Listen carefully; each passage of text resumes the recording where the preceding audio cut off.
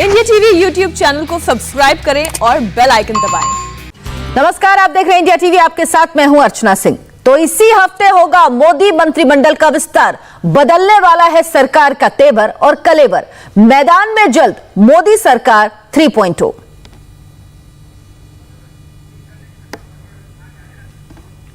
मोदी सरकार के मंत्रिमंडल विस्तार को लेकर सियासी हलचल तेज हो गई। इस वक्त बड़ी खबर आ रही है मध्य प्रदेश से।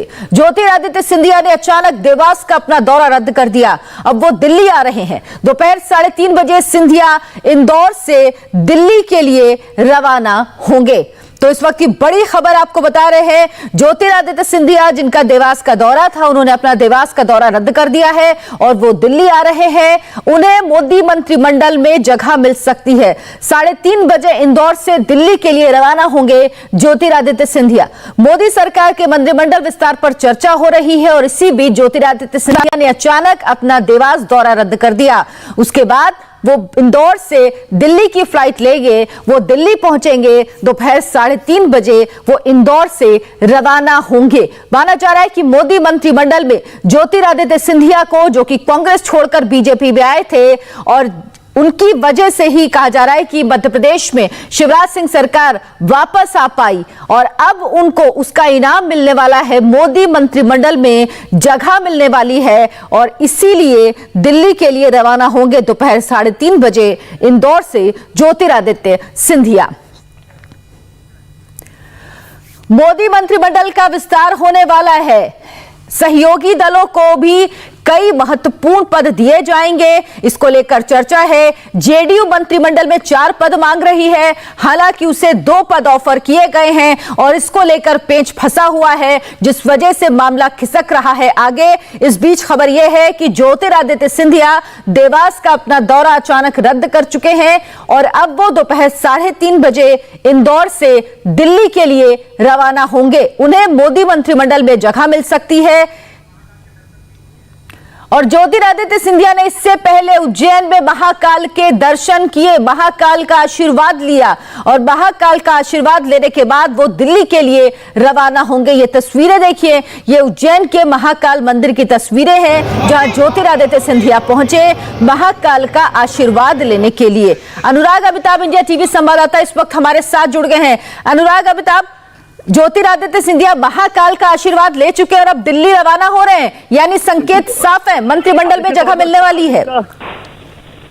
निश्चित तौर पर एक बड़ी खबर निकल के आ रही है मध्य प्रदेश से। दरअसल 4 दिन का ये उनका जो दौरा था, जो 7 तारीख को ये खत्म, कल उनको दिल्ली रवाना होना था, लेकिन एकदम से अकस्मात आज वो इंदौर से तकरीबन 3:30 बजे की फ्लाइट से सीधे पहुंच रहे हैं। एकदम से ये जो प्रोग्राम था उसको उन्होंने निरस्त किया है। इस बीच मैं आपको बता दूं कि इन 4 दिनों में धार, बक्सौर, नीमच समेत तमाम जगह, रतलाम पर वो जाकर तमाम बीजेपी के कार्यकर्ताओं के साथ साथ वो तमाम उन लोगों को भी श्रद्धांजलि देने पहुंच रहे थे जिनकी कोरोना के चलते मृत्यु हुई है। ऐसे में एक उनका व्यापक बड़ा प्रोग्राम था। 4 दिनों तक मध्य प्रदेश में ही रहकर उन्हें जनसंपर्क करना था। जिस तरीके से उनके जो तमाम समर्थक हैं वो भाजपा संगठन में शामिल हुए हैं, ऐसे में बीच प्रोग्राम को छोड़कर जाना ये कहीं ना कहीं बताता है, जो कयास लगाए जा रहे थे कि 7 तारीख को मंत्रिमंडल में जगह मिल सकती है, अब इसी कड़ी में इस बात से भी जोड़कर देखा जा रहा है। मैं आपको बता दूं, मध्य प्रदेश से अभी जो 4 तकरीबन मंत्री जो है वो केंद्रीय मंत्रिमंडल में है। फग्गन सिंह कुलस्ते, थावरचंद गहलोत के साथ बिल्कुल, और अब ज्योतिरादित्य सिंधिया को भी मध्य प्रदेश से जगह मिल सकती है मोदी मंत्रिमंडल में। देवेंद्र पराशर भी हमारे साथ जुड़ गए हैं। देवेंद्र, बड़ी खबर है कि ज्योतिरादित्य सिंधिया दिल्ली रवाना हो रहे हैं, यानी अब ये साफ है कि उनको मंत्रिमंडल में जगह मिलेगी। यह निश्चित तौर पे, और जो एक नाम अगले मंत्रिमंडल विस्तार में अब सबसे ज्यादा विश्वास के साथ, भरोसे के साथ कहा जा रहा है, वो ज्योतिरादित्य सिंधिया का है। और ये स्वाभाविक भी है। जब वो कांग्रेस छोड़कर बीजेपी में आए थे तभी बता दिया गया था बीजेपी की तरफ से कि उनको संसद में भेजने के साथ साथ केंद्रीय मंत्रिमंडल में विस्तार में जगह दी जाएगी, क्योंकि 1 साल लगभग समय लग गया जब मंत्रिमंडल विस्तार नहीं हुआ कैबिनेट के कोरोना के चलते। तो उसके चलते अब जबकि विस्तार हो रहा है तो निश्चित तौर पर सबसे प्रमुख नाम के तौर पर आप ज्योतिरादित्य सिंधिया कह सकते हैं। और न सिर्फ इन्हें बड़ा प्रोफाइल, न सिर्फ इन्हें केंद्रीय कैबिनेट में जगह दी जाएगी, बल्कि इनका जो मंत्रालय होगा वो हमारे सोर्सेज ये बता रहे हैं कि वो बहुत महत्वपूर्ण महकमा होगा, बहुत महत्वपूर्ण मंत्रालय होगा। तो जाहिर तौर पर ज्योतिरादित्य सिंधिया ने जिस प्रकार से बीजेपी में भरोसा जताया था और उनके आने से मध्य प्रदेश में बीजेपी की सरकार बनी, तो उसके रिवार्ड के तौर पर ज्योतिरादित्य सिंधिया को केंद्रीय कैबिनेट में जगह दी जाएगी महत्वपूर्ण महकमे के साथ। और सिंधिया की अगर बात करें तो छवि बहुत क्लीन रही है, काम करने वाले जाने जाते रहे। यूपीए सरकार में भी जब ये मंत्री थे तो बहुत इफेक्टिव मिनिस्टर्स में इनकी भी गिनती होती थी, तो उस लिहाज से ये एक महत्वपूर्ण चेहरा होंगे जो कि नरेंद्र मोदी सरकार के मंत्रिमंडल विस्तार में एक कंफर्म नाम जो सबसे बड़ा है। दूसरी चीज, इसके अलावा नारायण राणे वो गोवा से दिल्ली आ रहे हैं और नारायण राणे को बीजेपी के राष्ट्रीय अध्यक्ष जेपी नड्डा से मिलना है। तीसरा जो प्रमुख नाम है, जो कि तय नाम है, असम के पूर्व मुख्यमंत्री सर्बानंद सोनोवाल। और सोनोवाल को जब असम में मुख्यमंत्री की कुर्सी नहीं दी गई थी और वो दिल्ली आए थे, बीजेपी के राष्ट्रीय अध्यक्ष जेपी नड्डा से मुलाकात हुई थी, तभी उन्हें यह बता दिया गया था कि पार्टी अब चाहती है कि आप केंद्र की राजनीति करें और केंद्र सरकार में आपको जगह दी जाएगी। और न सिर्फ जगह दी जाएगी बल्कि आपका भी जो मंत्रालय होगा वो एक महत्वपूर्ण मंत्रालय होगा। ये तब की बात है, तब उन्हें बता दिया गया था। आज सोनोवाल दिल्ली आ रहे हैं, तो ये सारे नाम जो कि कंफर्म नाम हैं वो यहाँ पे हैं। जेडीयू के राष्ट्रीय अध्यक्ष आरसीपी सिंह वो दिल्ली में अभी डेरा डाले हुए हैं और जेडीयू की बार्गेन अभी चल रही है बीजेपी के साथ। जेडीयू की जो डिमांड है 2 कैबिनेट 2 एमओएस, वो बीजेपी पूरा करने की स्थिति में नहीं दिख रही है। अब देखना होगा कि जेडीयू कैसे मान पाती है अपने नंबर्स को लेकर। बिल्कुल, बीजेपी ऑफर कर रही है 1 कैबिनेट और 1 राज्य मंत्री का, और जेडीयू इससे विपरीत मांग रही है 2 कैबिनेट और 2 राज्य मंत्री। किन किन नामों को जेडीयू की तरफ से भेजा गया है, क्या इस बारे में कोई जानकारी, और क्या इसका कोई बीच का रास्ता निकलेगा?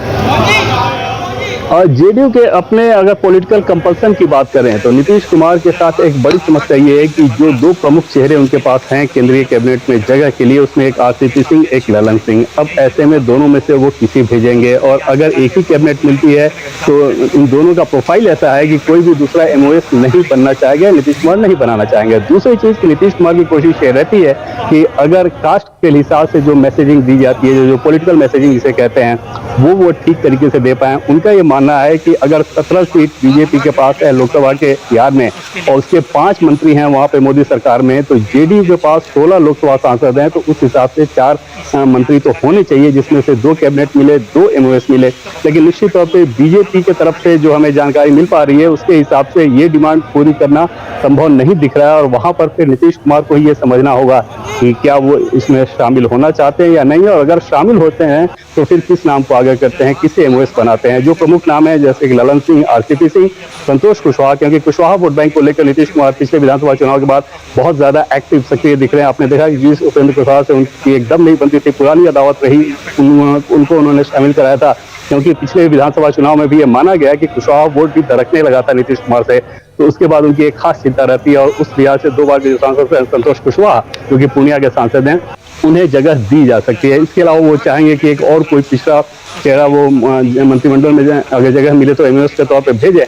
लेकिन मुश्किल ये होगा कि 2 कैबिनेट देने की स्थिति में बीजेपी नजर नहीं आ रही है, और तब कंप्रोमाइज नीतीश कुमार को ही करना होगा। बीजेपी के साथ समस्या ये है कि वो ये जरूर चाहेगी कि जेडीयू इस विस्तार में शामिल हो, क्योंकि 2024 में नरेंद्र मोदी वर्सेस ऑल का जो एक नैरेटिव सेट करने की कोशिश की जा रही है कि बीजेपी के पास अपने अलाई नहीं, शिवसेना अकाली दल में छोड़ के चले गए, उस नैरेटिव को और ज्यादा बल मिलेगा अगर जेडीयू केंद्रीय मंत्रिमंडल में शामिल नहीं होती है। तो ये बीजेपी की चिंता की बात जरूर है, और इस लिहाज से बीजेपी चाहेगी कि जेडीयू को मना के ऑन बोर्ड रखा जाए। और हमारे सोर्सेज ये बता रहे हैं कि आरसीपी सिंह दिल्ली पहुंच चुके हैं, उनकी बातचीत जारी है। देवेंद्र, जिस तरह से आप कह रहे हैं कि सहयोगियों को साथ में लेकर चलना और ये दिखाना बहुत जरूरी है बीजेपी के लिए 2024 के लिए, और इसीलिए अनुप्रिया पटेल का नाम भी सामने आ रहा अपना दल की। जी निश्चित तौर पे अनुप्रिया पटेल को भी एक तय नाम के तौर पे आप मान सकती हैं कि मोदी मंत्रिमंडल में उनको जगह दी जाएगी। अनुप्रिया पटेल की बात कर लें तो पिछली सरकार में भी मोदी 1 में वो मंत्री थी, और जब 2019 लोकसभा चुनाव के बाद मोदी मंत्रिमंडल का गठन हो रहा था तब भी उनको एमओएस के तौर पर ऑफर दिया गया था। वो केंद्रीय कैबिनेट से नीचे कुछ भी स्वीकार करने को तैयार नहीं थी। उनकी डिमांड ये थी कि उन्हें कैबिनेट मंत्री बनाया जाएगा तभी वो मंत्रिमंडल में शामिल होंगी, और तब बीजेपी ने उन्हें छोड़ दिया था। लेकिन अब बीजेपी की स्थिति बदली हुई है। अब बीजेपी की स्थिति अलग है, क्योंकि उत्तर प्रदेश में चुनाव होना है, और ऐसे में खासतौर पे पूर्वांचल में जो कुर्मी वोटर्स हैं, जिसकी नेता हैं अनुप्रिया पटेल, उनको साधना है। तो उस लिहाज से पार्टी ये बहुत महत्वपूर्ण मान रही है कि अनुप्रिया पटेल को ऑन बोर्ड लाया जाए। और अनुप्रिया पटेल की अगर आप बात कर लें तो हाल के दिनों में उनकी मुलाकात भी हुई थी बीजेपी के राष्ट्रीय अध्यक्ष जेपी नड्डा से, और जिला पंचायत अध्यक्ष का 1 सीट उन्हें चाहिए था और पार्टी ने उन्हें दिया, उनका कैंडिडेट जीत भी गया है। तो कुल मिलाकर उत्तर प्रदेश के चुनाव में ध्यान में रखते हुए बीजेपी का जो स्कीम ऑफ थिंग्स है उसमें बहुत महत्वपूर्ण अनुप्रिया पटेल की भी भूमिका है और उस लिहाज से उन्हें केंद्रीय कैबिनेट में जगह मिल रही है। जैसा कि मैंने पहले आपको बताया कि 2019 में भी ये जगह मिल रही थी, लेकिन क्योंकि उनकी डिमांड सीधे कैबिनेट मंत्री की थी, इसलिए पूरी नहीं हो पाई थी। जी देवेंद्र, कितने कुल सांसदों को मंत्री बनाया जा सकता है और उसमें जो सहयोगी दल हैं उनका कितना प्रतिशत होगा? और सहयोगी दल में जैसा कि मैंने आपको बताया कि एक जेडीयू का और दूसरा अपना दल, इसके अलावा एआईएडीएमके को लेकर तस्वीर साफ नहीं है। सियासी गलियारे में वाईएसआर कांग्रेस को लेकर भी चर्चाएं चलती है, लेकिन जो हमारे सोर्सेज है वो उस बात को खारिज करते हैं। एआईएडीएमके को लेकर क्या कोई ऐसा फैसला होता है, इसके बारे में तस्वीर अभी साफ नहीं है, क्योंकि उसका कोई पॉलिटिकल मैसेजिंग भी नहीं है। लेकिन निश्चित तौर पे एक प्रमुख चीज जो आजकल सियासी गलियारे में बहुत ज्यादा हॉटकेक बना हुआ है बीजेपी शिवसेना को लेकर, वो बातचीत हमारे टॉप सोर्स जो हैं वो बता रहे हैं कि शिवसेना और बीजेपी के बीच बातचीत निश्चित तौर पे चल रही है। लेकिन एक बड़ी समस्या ये है कि जहां से ये दोनों अलग हुए थे, आज भी वो परिस्थिति नहीं बदल पाई है। मतलब ये कि शिवसेना सीएम पद का, सीएम की कुर्सी छोड़ने को तैयार नहीं। इसके बीच खबर ये भी है जो आप भी बता रहे, दिल्ली के लिए सर्बानंद सोनोवाल भी रवाना हो रहे हैं, यानी सर्बानंद सोनोवाल भी दिल्ली पहुंचने वाले हैं। ये भी एक महत्वपूर्ण नाम है और जिस तरह से देवेंद्र भी कह रहे हैं कि ये नाम लगभग तय है, सर्बानंद सोनोवाल को जगह मिलेगी, मंत्री बनाए जाएंगे, ये तय है। वो दिल्ली के लिए रवाना हो चुके हैं। असम के मुख्यमंत्री रहे थे हेमंत बिस्व शर्मा को जब मुख्यमंत्री बनाया गया तो उस समय कहा गया कि उनको आश्वासन उसी वक्त दिया गया था कि उन्हें केंद्रीय कैबिनेट में जगह दी जाएगी। इसी आश्वासन के बाद उन्होंने मुख्यमंत्री पद बेहद आसानी से छोड़ा। हेमंत बिस्व शर्मा मुख्यमंत्री बने और अब सर्बानंद सोनोवाल दिल्ली के लिए रवाना हुए हैं। यह भी एक तय नाम है जिसे मोदी मंत्रिमंडल में जगह मिलेगी। 20 नामों में ये वो तय नाम है जिसे असम से जगह दी जाएगी मंत्रिमंडल में। और इसके अलावा ज्योतिरादित्य सिंधिया भी दिल्ली के लिए रवाना हो चुके हैं। नारायण राणे भी गोवा से दिल्ली के लिए रवाना हो चुके हैं। ये तय नाम है जिनको जगह मिलनी है मोदी मंत्रिमंडल में। इसके अलावा सहयोगियों को भी जगह दी जाएगी। देवेंद्र, सर्बानंद सोनोवाल भी दिल्ली के लिए रवाना हो गए हैं। ये भी उन तय नामों में है जिनको जगह मिलेगी ही मंत्रिमंडल में। जी हाँ, बिल्कुल। और जैसा कि मैं पहले आपको बता रहा था कि पिछले विधानसभा चुनाव में जीत मिली थी, हालांकि चुनाव से पहले मुख्यमंत्री रहते हुए भी उन्हें चेहरे के तौर पे प्रोजेक्ट नहीं किया गया था और तभी ये माना जा रहा था कि हेमंत बिस्व शर्मा, जिनका हाल के दिनों में पार्टी में उनकी भूमिका बहुत ज्यादा बढ़ गई है कांग्रेस छोड़ के जब से वो बीजेपी में आए, तो वहां पर शायद ये सर्बानंद सोनोवाल के लिए खतरा हो सकते हैं। और बाद में वही हुआ। चुनाव नतीजों के बाद जब मुख्यमंत्री चुनने की बारी आई तो सर्बानंद सोनोवाल और हेमंत बिस्व शर्मा दोनों को दिल्ली बुलाया गया था और वहां पर सर्बानंद सोनोवाल से ये कहा गया, हालांकि वो संघ की पसंद थे, लेकिन जो हमारे सोर्स है वो ये बताते हैं कि गृहमंत्री अमित शाह सर्बानंद सोनोवाल के बजाय हेमंत बिस्व शर्मा के पक्ष में ज्यादा थे, क्योंकि हेमंत बिस्व शर्मा न सिर्फ असम बल्कि पूरे नॉर्थ ईस्ट को लेकर जो उनकी सक्रिय भूमिका रही है, उनके उस टैलेंट से वो बहुत ज्यादा प्रभावित है। और तब उन्हें ऐसा लग रहा था, गृहमंत्री अमित शाह का ये मानना था कि अगर हेमंत बिस्व शर्मा को कमान सौंपी जाए तो ज्यादा बेहतर होगा असम के डेवलपमेंट के लिहाज से। और तब सर्बानंद सोनोवाल को दिल्ली बुलाकर बीजेपी के वरिष्ठ नेताओं ने यह कहा कि हेमंत बिस्व शर्मा सीएम होंगे, आपको दिल्ली में जगह दी जाएगी। हालांकि सर्बानंद सोनोवाल ने तब ये कहा था कि मैं असम राज्य में ही काम करना चाहूंगा। उनकी इच्छा ये थी कि असम के प्रदेश अध्यक्ष उन्हें बना दिया जाए, लेकिन जाहिर तौर पे बीजेपी आलाकमान ये नहीं चाह रहा था कि वहां पे फिर से 2 पावर सेंटर का मैसेज आए, क्योंकि अगर पूर्व मुख्यमंत्री वहां पे प्रदेश अध्यक्ष बनकर रहते हैं तो चाहे ना चाहे वो 2 पावर सेंटर का मैसेज जाता। और इस लिहाज से पार्टी ने यह तय किया और तभी उनको ये बताया भी गया था कि आपकी इच्छा जो हो, लेकिन पार्टी आपकी भूमिका केंद्र में देख रही है और केंद्र में आपको महत्वपूर्ण महकमा दिया जाएगा जिसमें आप ज्यादा बेहतर तरीके से देश की सेवा कर सकते हैं, अपने राज्य की भी सेवा कर सकते हैं। यानी ये आश्वासन पहले ही सर्बानंद सोनोवाल को दिया गया था और तस्वीरें आप देख रहे हैं वो दिल्ली के लिए निकल चुके हैं। संदीप हमारे साथ जुड़े हैं। संदीप, नारायण राणे क्या दिल्ली के लिए निकल चुके हैं? कब तक वो दिल्ली पहुंचेंगे, क्या कुछ जानकारी? देखिए, हमें जो जानकारी मिली है उसके मुताबिक आज सुबह के वक्त ही वो दिल्ली के लिए रवाना हो चुके हैं। जिस तरह की खबरें लगातार उनके परिवार की तरफ से मिल रही है कि नारायण राणे को फोन आया था, जिसके बाद में नारायण राणे दिल्ली के लिए निकल चुके हैं यहाँ से। उनके बेटे हैं, उनके बेटे का साफ तौर पर कहना है कि दिल्ली से कॉल था, उसके बाद वो निकल गए हैं दिल्ली के लिए। इस तरह की बात उन्होंने बताई। तो दिल्ली के लिए नारायण राणे निकल चुके हैं। संदीप ये जानकारी हमें दे रहे हैं। देवेंद्र भी हमारे साथ है। देवेंद्र, क्या यह माना जाए कि पशुपति पारस को भी मोदी मंत्रिमंडल में जगह मिल सकती है, रामविलास की जगह? ये थोड़ा सा मुश्किल सवाल है ये, और इसके बारे में तस्वीर बिल्कुल स्पष्ट नहीं है। हालांकि पशुपति पारस दिल्ली में हैं और उनके साथ एलजेपी के जो सांसद थे जाहिर तौर पर वो चाहेंगे कि हाँ उनके गुट से भी पशुपति पारस को मोदी सरकार में शामिल किया जाए, लेकिन वो तस्वीर पूरे तरीके से साफ नहीं है कि क्या पशुपति पारस को मोदी सरकार के मंत्रिमंडल विस्तार में जगह मिल पाएगी। उनके तरफ से कोशिशें जरूर ये हो रही हैं और बीजेपी के कई नेताओं के वो संपर्क में हैं और अपनी उपयोगिता बता रहे हैं, लेकिन और उनके पीछे जेडीयू भी खड़ी है और जेडीयू भी ये चाहती है कि उन्हें शामिल किया जाए। क्योंकि हाल के दिनों में देखें तो टूट के बाद चिराग पासवान बहुत आक्रामक तरीके से ये बताने की कोशिश कर रहे हैं और रामविलास पासवान के जन्मदिन के भी मौके पे, उनके जयंती के मौके पे आपने देखा कि प्रदेश में किस प्रकार से उन्होंने कार्यक्रम किए, तो एक मैसेजिंग देने की कोशिश कर रहे हैं कि रामविलास पासवान के क्योंकि वो सुपुत्र हैं तो असली वारिस वही है, असली एलजेपी वही है। लेकिन और वैसी स्थिति में जेडीयू चाह रही है कि पशुपति पारस का कद बड़ा किया जाए। इनका कद अगर बड़ा किया जाएगा तो ऑटोमेटिक चिराग पासवान को छोटा किया जा सकता है पॉलिटिकली। तो इस मैसेजिंग के लिहाज से जेडीयू जरूर चाहती है कि पशुपति पारस को जगह दिया जाए, लेकिन बीजेपी की तरफ से पशुपति पारस के बारे में कोई ऑफिशियल कंफर्मेशन अभी हमें नहीं मिला है कि क्या उन्हें जगह दी जाएगी या नहीं दी जाएगी। देवेंद्र, इसके अलावा एक नाम और है, इस बिहार से महत्वपूर्ण है कि इनको जगह मिलती है कैबिनेट में या नहीं, लंबे समय से इंतजार है, बीजेपी के सुशील कुमार मोदी।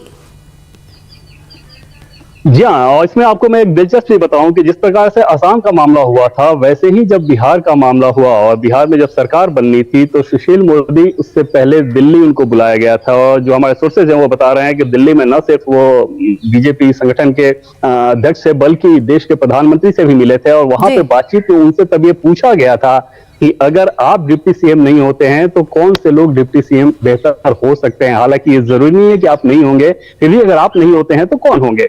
उसके बाद उन्होंने चॉइस बताया था जो कि अभी डिप्टी सीएम आपको रोकेंगे देवेंद्र, यहाँ पर आपसे आगे बात करेंगे। फिलहाल सुनाते हैं अपने दर्शकों को ज्योतिरादित्य सिंधिया जब वो इंदौर से रवाना हुए दिल्ली के लिए, उस दौरान उन्होंने क्या कहा। आज मेरा सौभाग्य है कि हमारे महाकाल मंदिर में दर्शन करने का सौभाग्य मुझे मिला।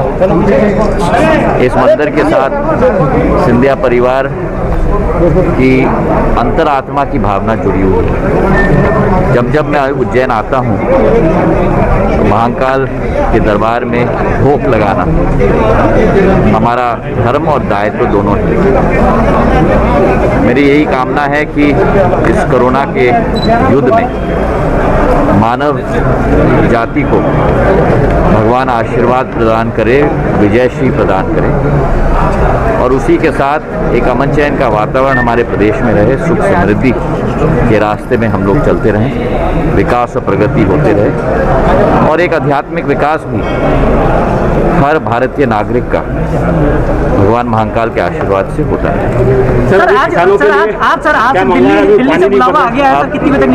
यहाँ से मैं जा रहा हूँ कई जगह श्रद्धांजलि अर्पित करने के लिए, फिर बीजेपी कार्यालय भी मैं जा रहा हूँ, 2-3 लोगों के यहाँ भी जा रहा हूँ और ऐसा ही विस्तृत दौरा।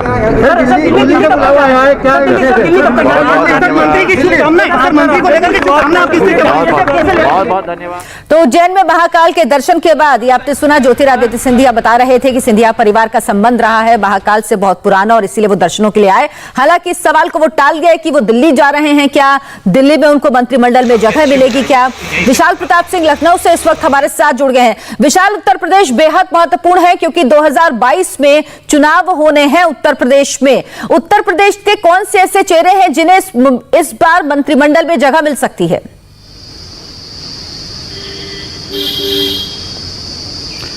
देखिए अर्चना, चूंकि 2022 में उत्तर प्रदेश में चुनाव होने हैं और इसमें जो वक्त है वो वक्त बेहद कम बचा है। ऐसे में भारतीय जनता पार्टी की जब भी तैयारी होती है किसी भी चुनाव को लेकर के या किसी भी स्ट्रैटेजिक डेवलपमेंट्स को लेकर के, तो निश्चित तौर पर पहले से शुरू कर दी जाती है। तो ये मान के चला जा रहा है कि भारतीय जनता पार्टी के जो अलायंस हैं यानी कि जो पार्टनर हैं उत्तर प्रदेश में, उनको तरजीह दी जा सकती है केंद्रीय मंत्रिमंडल में जब विस्तार होगा। तो निश्चित तौर पर इसमें जो सबसे पहला नाम आ सकता है सहयोगी दलों में, उससे बताया जा रहा है कि अपना दल से अनुप्रिया पटेल का नाम चल रहा है। इसके अलावा निषाद पार्टी से संजय निषाद की जो डिमांड थी वो प्रवीण निषाद के तौर पे एक अलायंस पार्टनर के तौर पे पूरी हो सकती है। साथ ही साथ अगर भारतीय जनता पार्टी के लीडर्स की बात किया जाए तो रीता बहुगुणा जोशी का नाम भी काफी तेजी से आगे चल रहा है, क्योंकि इससे पहले भी वो जब सांसद बनी उससे पहले वो उत्तर प्रदेश सरकार में मंत्री थी, कैबिनेट मंत्री थी और महत्वपूर्ण विभागों को संभाल रही थी। तो ये कहा जा सकता है कि अनुभव के साथ साथ जो अलायंस पार्टनर हैं उनको तरजीह देना और उनके साथ समन्वय बैठाना और आने वाले चुनावों की तैयारी करना इस बात पर भी निर्भर करेगा कि किस तरीके से केंद्रीय मंत्रिमंडल में